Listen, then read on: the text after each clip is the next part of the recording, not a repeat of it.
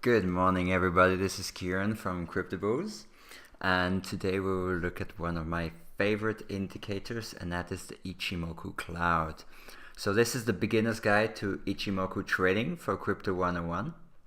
As you can see here, you've got the Ichimoku Cloud, but we'll go into detail, and I hope that you will understand a bit about it and maybe even use it in your trading and investing. This is the perfect indicator for long-term investment strategies and even some short-term trading.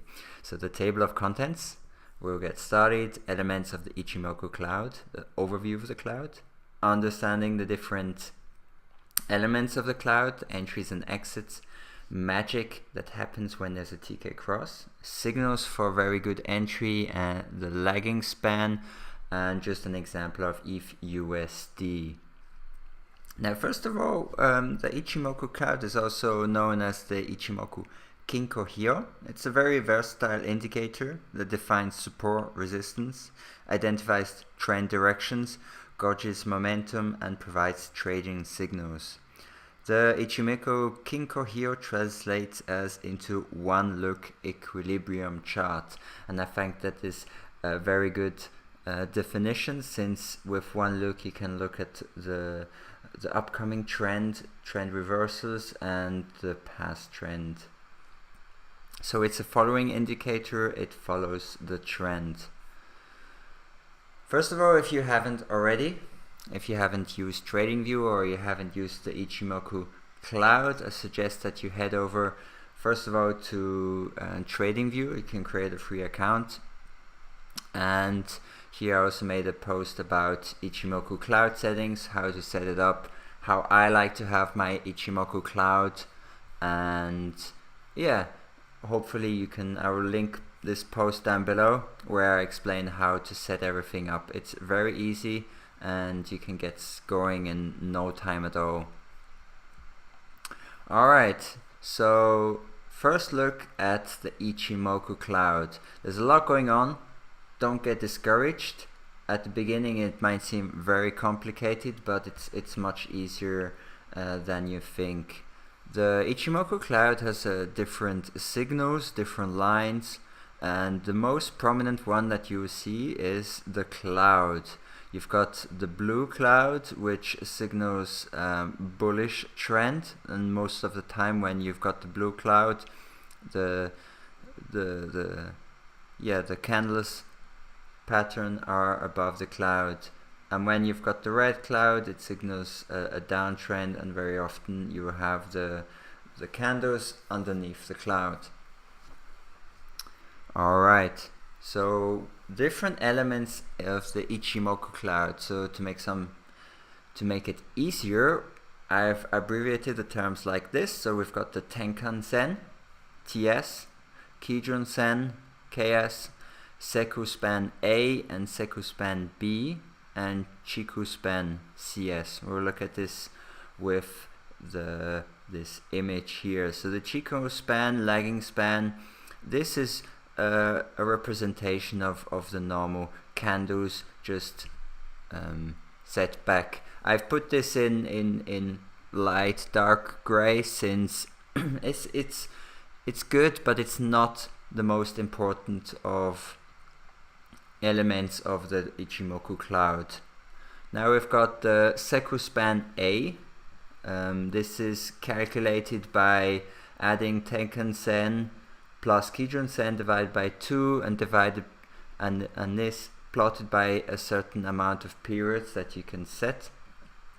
So when the Sekkou, you hear the line that is above at the moment, so the Sekkou Span A is when the trend is bullish, will be above the Sekkou Span B, which is now at the bottom. So this is it's got similarities with the moving average, but it's calculated in a bit different way. So when the Sekkou Span A is above the Sekkou Span B, then the trend is bullish, and when there's a flip, it's called a trend reversal, you have the Sekkou Span B above the Sekkou Span A. Now, two other very important indicators are the Kijun-sen This is also a modification of the moving average. So you have the highest high plus lowest low divided by 2, and that's calculated over a certain amount of periods. And the Tenkan-sen, which is the faster moving average, not really moving average, but average of the two, and that is calculated with the highest high plus lowest low divided by 2, but with a lower amount of periods. Alright, now here I went over the different calculations. One important thing for cryptocurrency and using the Ichimoku Cloud is that since cryptocurrency is something that's happening 24/7, like normal stocks, they've got trading hours. Not 100% sure when that is, but you've got different markets. So normally it starts like at 9 a.m. and ends at 5 p.m. just like a normal working day. However, with cryptocurrency, it's non-stop, 306 the whole year. You've got the market going on. So for that reason, I think it's also important to use different metrics. So we've got the 20, 60, 120, 120 and 30. So that's the metrics that you'll be using when you set up your Ichimoku Cloud, so that it's working perfectly for cryptocurrency. We can look at that over. One also important aspect when you use the Ichimoku Cloud is that the higher the time frame, the more importance that the cloud has.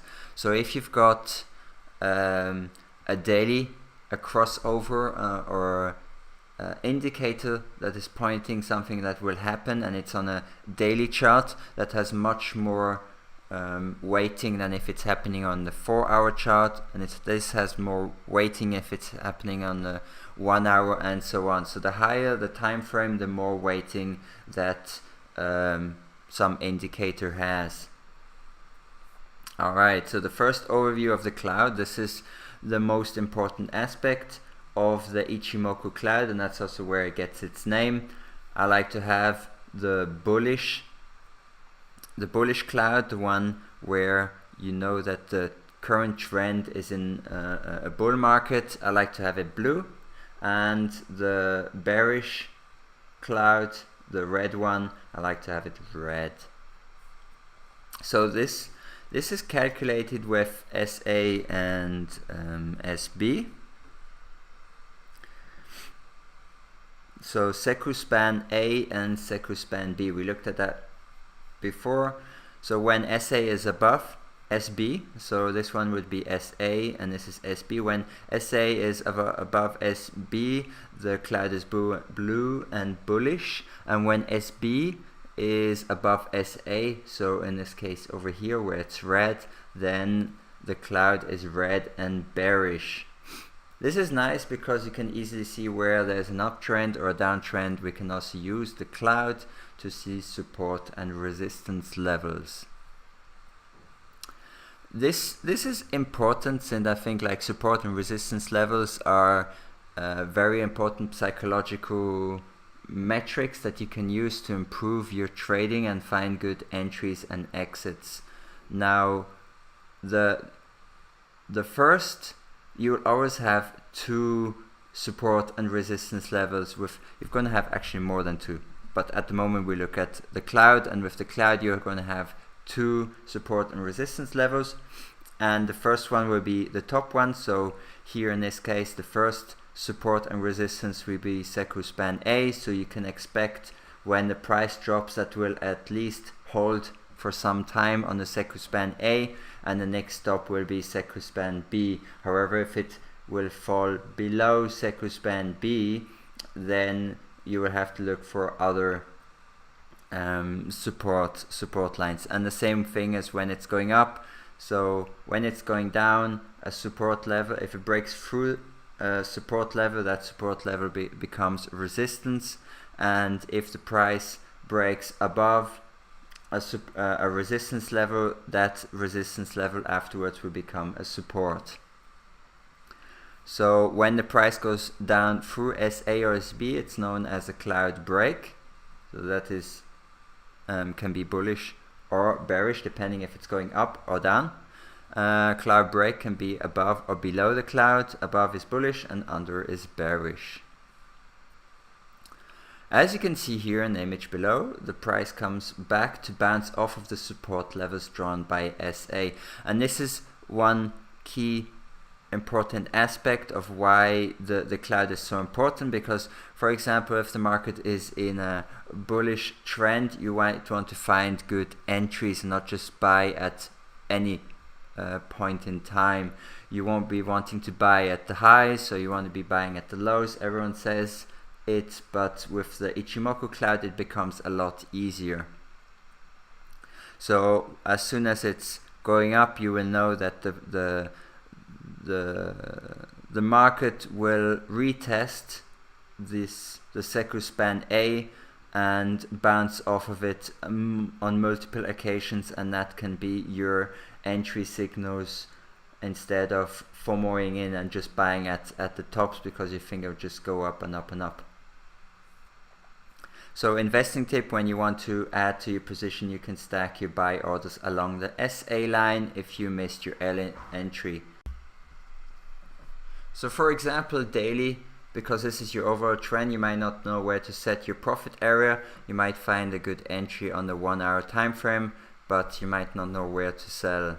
So you go back to the 4 hour time frame and you can set your line a bit under the Sekkou Span B and you have your exit. Basically, when you go, for example, if you want to trade on a 4 hour time frame, you go for one time frame higher, you can find good entries and exits. I can maybe give you an example here. So we go on the 1 hour time frame.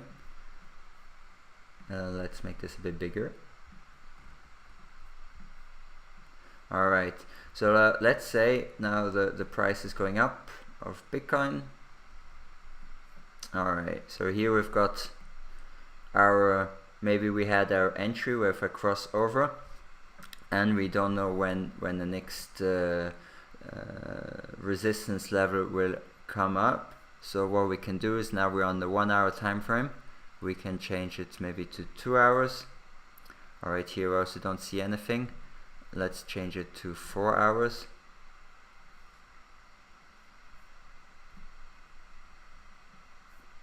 And then 1 day.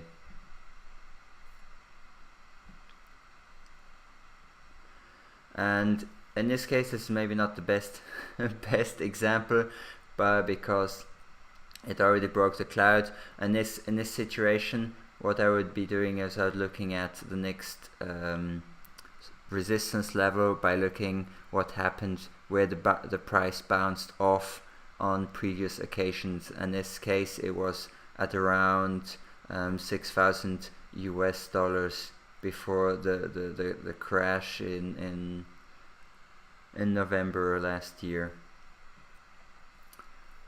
However, if I want to go back and show you one example of a higher time frame, you might see that here.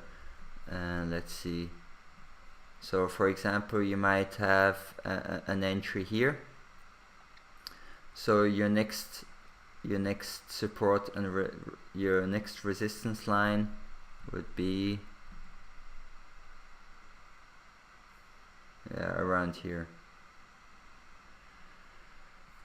It takes a bit of time to get used to it, but I think it's a very effective tool to figure out what's happening in the market. It will not tell you, it will not predict your future. It's more of a trend following indicator. So now we'll understand the TS, Tenkan-sen, which is the faster, I'll call it moving average, even though it's not really a moving average.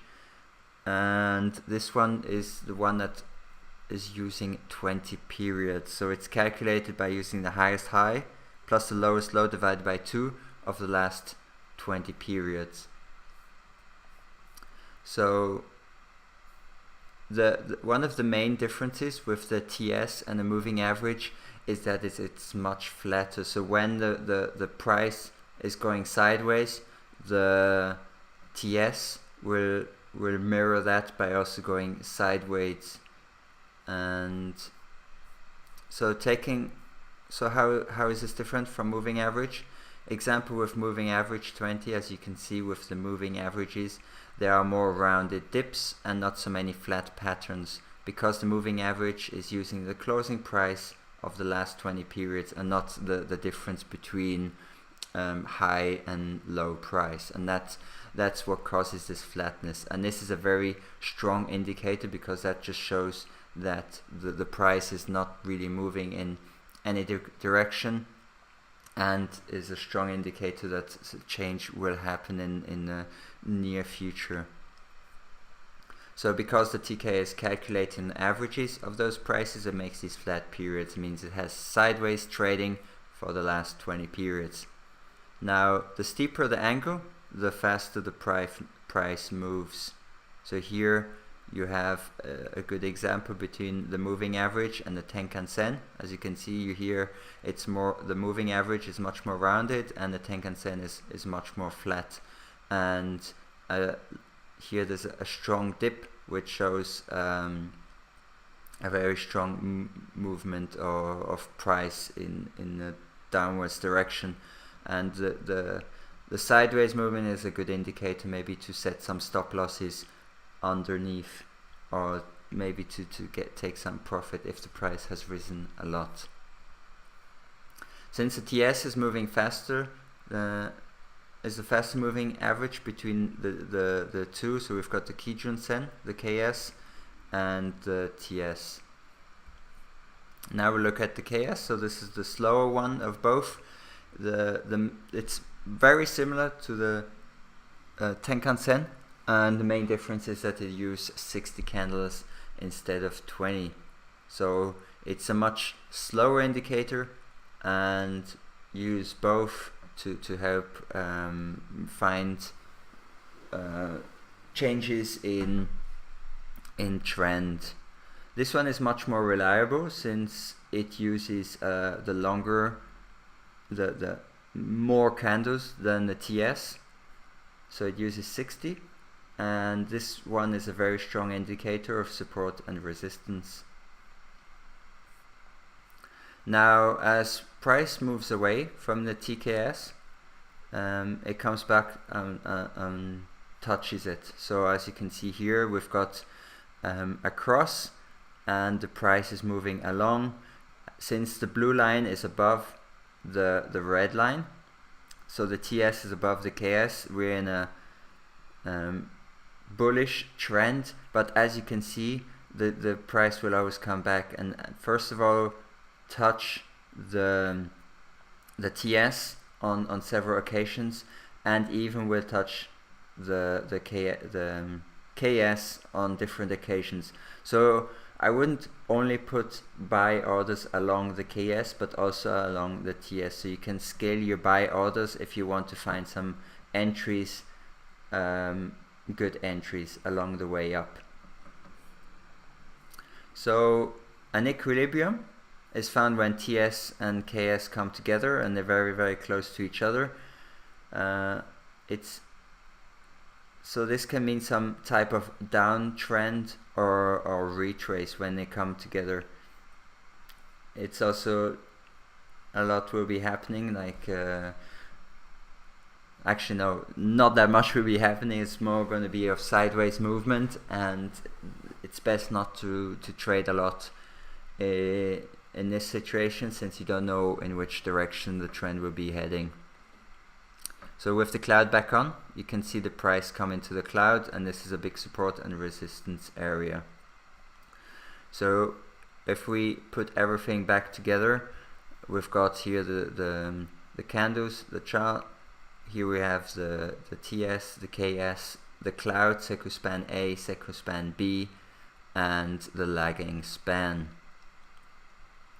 If we put everything together, we need different indicators, different signals that will indicate either the entry a good entry and a good exit. We don't just use one of these to figure out which one are good entries or exit. So first of all, we've got the TK cross, and the TK cross is one of the more important signals, and the TK cross happens when the TS, Tenkan-sen and Kijun-sen cross. So you've got the bullish cross. Bullish cross is when TS crosses above the KS line, and bearish TK cross is when the TS crosses below the KS line. So here if you look at the beginning, you've got a small bearish cross, but then again you've got a bullish cross afterwards that happens. Now what is important is that not all crosses are the same. The rule of thumb is only look at crosses that happen above the cloud for entries and under the cloud for short positions, or just exit a position that you have. Otherwise you might get into trouble with fake breakouts and be stuck in sideways trading. So important indicators to look at in the Ichimoku Cloud is, first of all, the price has to close above the cloud, so the candle closes above the cloud. You can have a TK cross in or above the cloud, TS and KS move together above the cloud, and the CS breaks above the cloud. So here you've got many things. Even though here we've got the TK cross in the cloud, you might have this as a first indicator. However, since it's happening in the cloud, it's not a very strong indicator. You might want to wait for the price to break and close above the cloud, and here at this point would be a good entry signal. And as you can see, the lagging span is also above the cloud, and this would be a good entry signal to enter for a long, or just to add to your position. So signals for a very good entry, like we just seen before here, price breaks above the cloud, you've got a TK cross. Now if it happens above the cloud, it's a very strong signal. CS cloud break and cloud twist. However, this is for a future post. Now the CS lagging span, it's often forgotten. It's not one of the most used elements of the Ichimoku Cloud. However, it's a very powerful tool for identifying support and resistance levels, since it represents a simplified version of the candle pattern, the candles. So you can, for example, plot lines on every peak of the lagging span, and the more touches there are, the stronger the support or resistance is. So here we've got one good example where we've got a few touches on $526. This is Ethereum USD. We've got one touch here, one touch here, one touch there. So actually it's even probably 5, but here it's breaking. So the $526 mark will be a very strong resistance level, since we broke down, and when we go back up we're going to have to retest that level. If there's only like 1 or 2 touches, then that level will not be that strong.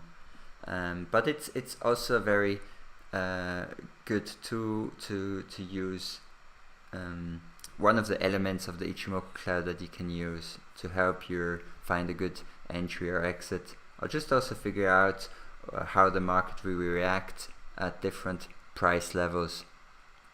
So if we put the candles back on, we can see that at these touch points there, the wicks are very long. That means that the bulls pushed the price back up at these points. However, unfortunately at some point it broke down under these levels, since the price then didn't manage to stay above that support line. So with all the indicators back on, you have a better picture of what's going on.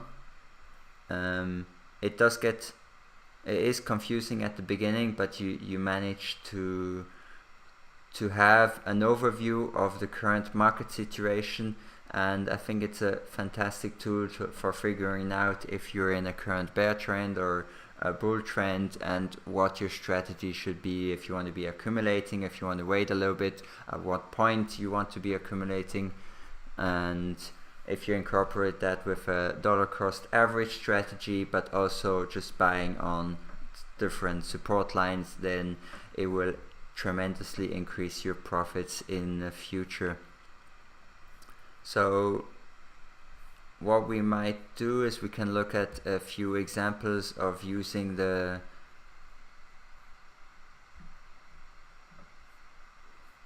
using the cloud, maybe with Ethereum USD. We've got a massive candle on the 1 hour time frame, all the way up to $167. And if we use that strategy that we talked about before with the lagging span, then we can, if we take all these away, there's many to take away. So we want to keep the Chikou span, lagging span, take everything else away. Alright, so now we've just got the lagging span, and we can take the peaks. So we've got one at $168. We can also actually yeah, so for example, here we've got many touch points, here we've got many touch points.